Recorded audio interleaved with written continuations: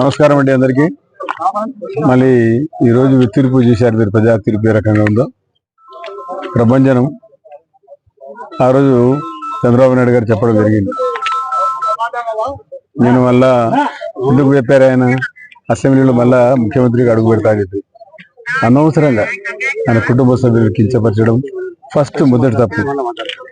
ఎవరైనా కుటుంబ సభ్యులను, అది ఎన్టీ రామారావు గారి ఫ్యామిలీ గురించి చట్టసభలో మాట్లాడము, సిగ్గు లేకుండా ఆడబిడ్డను కించపరిచే విధంగా మాట్లాడము, ఆడి నుంచి ఆయన పతనం మొదలైంది. అప్పటి నుంచి చంద్రబాబు నాయుడు వాగ్దానం చేయడం జరిగింది, మళ్ళా ఈ అసెంబ్లీలో అడుగు పెట్టాలనుకుంటే మళ్ళా నేను ముఖ్యమంత్రికి వస్తానని చెప్పడం జరిగింది. మళ్ళా ప్రజా తీర్పు ఈరోజు ఏ రకంగా ఉంది మీరు చూస్తూ ఉన్నారు. జగన్ మరి ఏ రకంగా పరిపాలన చేశాడు మనకందరికీ తెలుసు. చాలా వేధింపులు, ఒక అభివృద్ధి కార్యక్రమం జరగలే, సంక్షేమ కార్యక్రమం జరగలే.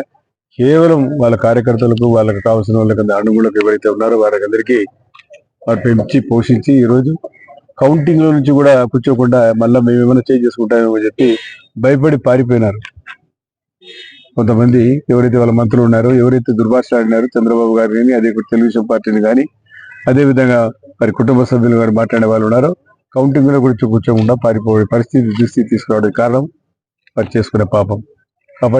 ఈరోజు ఆ పాపానికి ఫలితమే ఈరోజు ప్రజా తీర్పు. కనీసం అపోజిషన్ పొజిషన్ కూడా వచ్చే పరిస్థితులు లేదు. కనీసం అపోజిషన్లు కూడా బహుశా అపోజిషన్ లీడర్గా అయితే వాళ్ళ పవన్ కళ్యాణ్ గారికి వచ్చే అవకాశం ఉంది. ఆ రకంగా కనీసం 100% కూడా ఓటు ఆయనకు సీట్లు రాలేదంటే మనం ఆలోచించుకోవాల్సిన అవసరం ఉంది. ప్రజలు ఏ రకంగా ఖర్చు తీసుకుంటారో. కాబట్టి ముఖ్యమంత్రి అనేవాడు ప్రజలతో ఏ రకంగా ఉండాలి, ఏ రకంగా మెలగాలి, ఏ రకంగా ఉండాలా.